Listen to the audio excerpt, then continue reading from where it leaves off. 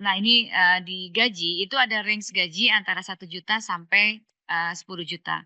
Jadi nanti, ketika menjadi tenaga paruh waktu pun range gajinya ya sesuai dengan yang mereka terimakan saat ini karena mereka tidak boleh turun gajinya, gitu. Jadi, kalau memang mau dinaikkan Bapak mesti lihat dulu, ketersediaan anggaran, tetapi basic-nya adalah gaji yang mereka terima pada saat ini, gitu. Jadi itulah tenaga paruh waktu yang kita persiapkan. Oleh karena itu, tadi yang ada 17.000 ada yang 5.000 segala berikan kesempatan untuk masuk. Yang mereka pertanyakan itu adalah status gitu ya. Jadi karena memang status itu harus kalau masih honorer nanti nggak bisa betul-betul nggak bisa bayar. Jadi nggak bisa dibayarkan. Jadi, mungkin biar saja mereka masuk yang sudah masuk ke dalam data BKN dibiarkan untuk masuk ke dalam seleksi dan nanti penggajiannya itu disesuaikan dengan gaji yang diterima.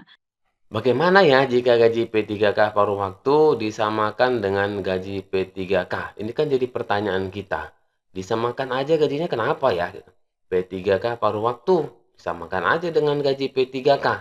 Nah, untuk menjawab ini kita perhatikan dulu. Halo sahabat belajar, berjumpa lagi di channel ini. Video kali ini kita akan bahas besaran gaji P3K paruh waktu. Seperti yang telah dijelaskan Ibu Menpan RB tadi, jadi ini dia tabel dan juga bisa dikatakan skema atau grafik. Sahabat belajar semuanya ya, gaji dari 1 juta sampai dengan 10 juta. Inilah gaji tenaga honorer. Ibu Menpan RB tadi menjelaskan range gaji tenaga honorer saat ini antara 1 juta sampai dengan 10 juta. Jadi ketika menjadi P3K paruh waktu, gaji yang diterima seperti gaji saat ini karena gaji mereka tidak boleh turun. Jadi gaji P3K paruh waktu tidak boleh turun.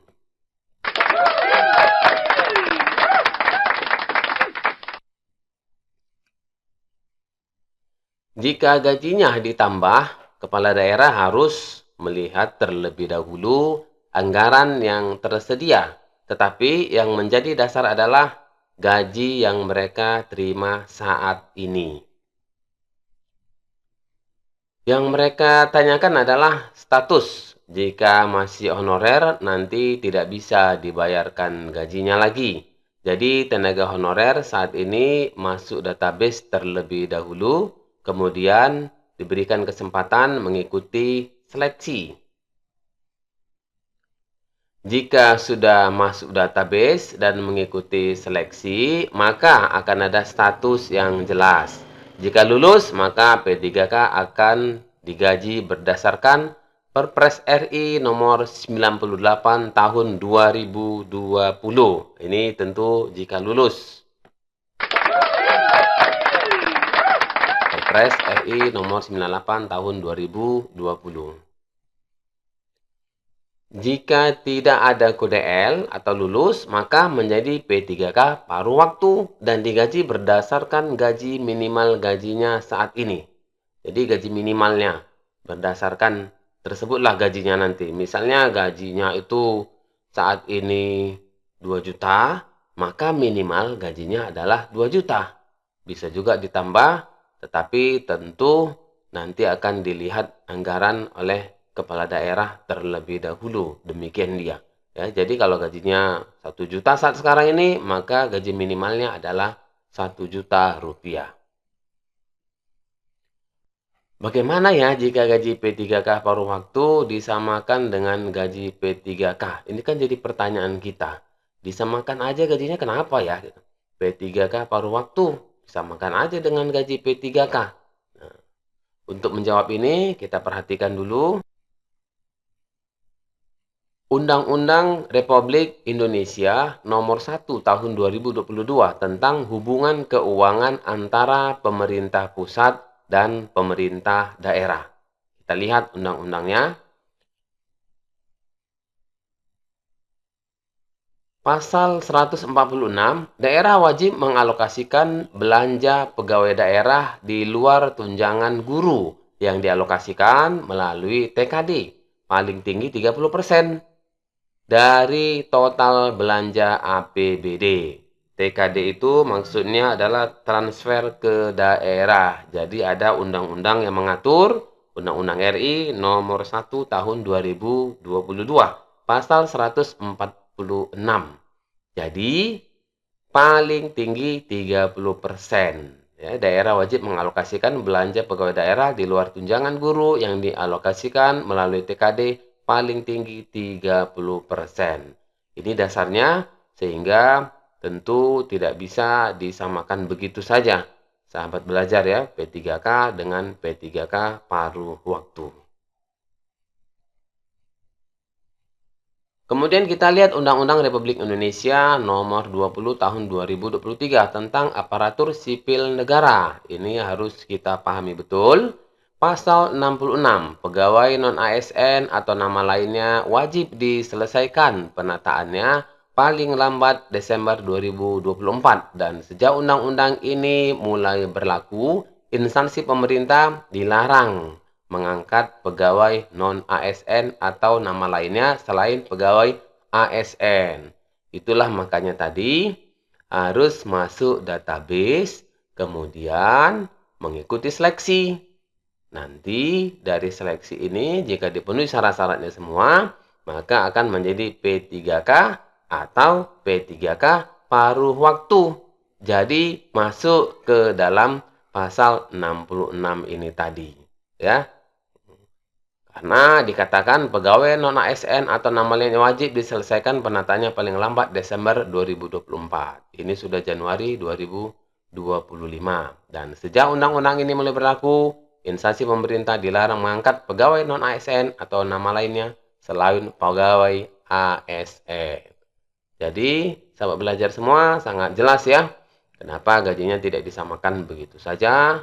Kemudian, kenapa harus mengikuti, harus masuk ke database, karena ini dia tadi, biar bisa dibayarkan gajinya. Nah, ini di gaji itu ada range gaji antara 1 juta sampai 10 juta. Jadi nanti ketika menjadi tenaga paruh waktu pun range gajinya ya sesuai dengan yang mereka terimakan saat ini karena mereka tidak boleh turun gajinya. Gitu. Jadi kalau memang mau dinaikkan Bapak mesti lihat dulu ketersediaan anggaran, tetapi basicnya adalah gaji yang mereka terima pada saat ini.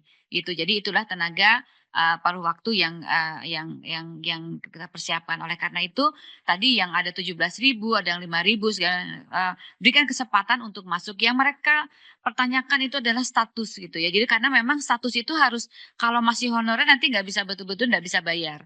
Jadi nggak bisa dibayarkan. Jadi mungkin biasa saja mereka masuk yang sudah masuk ke dalam data BKN dibiarkan untuk masuk ke dalam seleksi dan nanti penggajiannya itu disesuaikan dengan gaji yang diterima. Bagaimana ya jika gaji P3K paruh waktu disamakan dengan gaji P3K? Ini kan jadi pertanyaan kita. Disamakan aja gajinya kenapa ya? P3K paruh waktu disamakan aja dengan gaji P3K. Nah, untuk menjawab ini kita perhatikan dulu. Seperti yang telah dijelaskan Ibu Menpan RB tadi. Jadi ini dia tabel dan juga bisa dikatakan skema atau grafik. Sahabat belajar semuanya ya, gaji dari 1 juta sampai dengan 10 juta. Inilah gaji tenaga honorer. Ibu Menpan RB tadi menjelaskan, range gaji tenaga honorer saat ini antara 1 juta sampai dengan 10 juta. Jadi ketika menjadi P3K paruh waktu, gaji yang diterima seperti gaji saat ini karena gaji mereka tidak boleh turun. Jadi gaji P3K paruh waktu tidak boleh turun.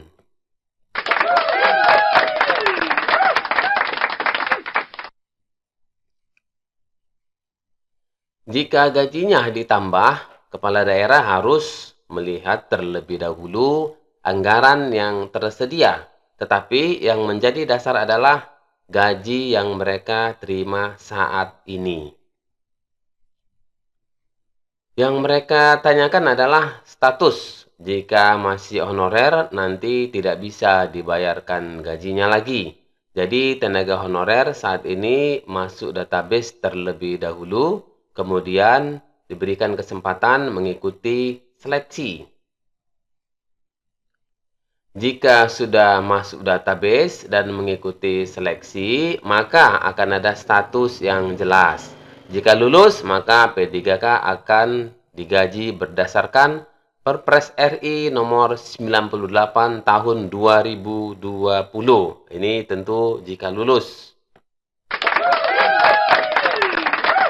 Perpres RI nomor 98 tahun 2020. Jika tidak ada kode L atau lulus, maka menjadi P3K paruh waktu dan digaji berdasarkan gaji minimal gajinya saat ini.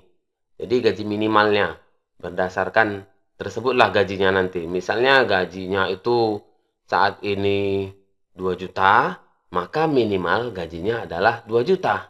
Bisa juga ditambah, tetapi tentu nanti akan dilihat anggaran oleh kepala daerah terlebih dahulu, demikian dia. Ya, jadi kalau gajinya 1 juta saat sekarang ini, maka gaji minimalnya adalah 1 juta rupiah.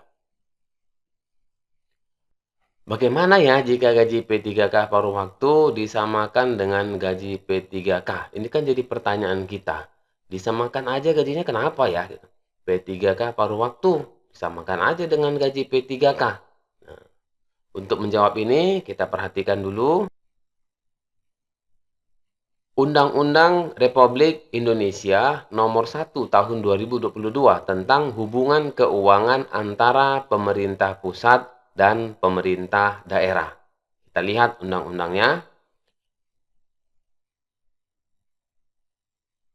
Pasal 146, daerah wajib mengalokasikan belanja pegawai daerah di luar tunjangan guru yang dialokasikan melalui TKD, paling tinggi 30%. Dari total belanja APBD.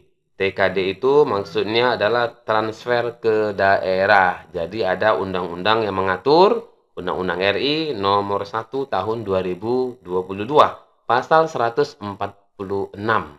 Jadi paling tinggi 30%. Ya, daerah wajib mengalokasikan belanja pegawai daerah di luar tunjangan guru yang dialokasikan melalui TKD paling tinggi 30%.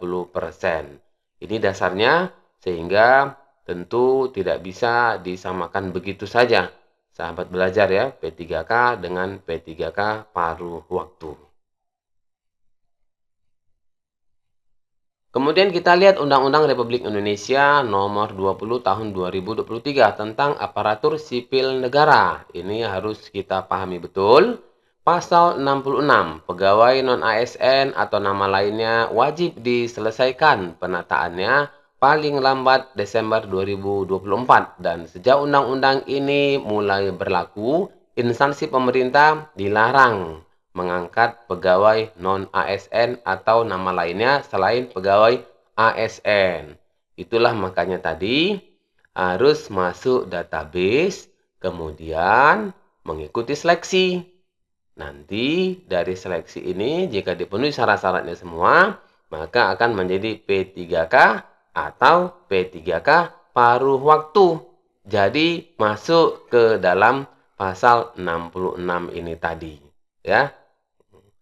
Karena dikatakan pegawai non-ASN atau nama lainnya wajib diselesaikan penataannya paling lambat Desember 2024. Ini sudah Januari 2025. Dan sejak undang-undang ini mulai berlaku, instansi pemerintah dilarang mengangkat pegawai non-ASN atau nama lainnya selain pegawai ASN. Jadi, sahabat belajar semua sangat jelas ya, kenapa gajinya tidak disamakan begitu saja. Kemudian, kenapa harus mengikuti, harus masuk ke database, karena ini dia tadi, biar bisa dibayarkan gajinya.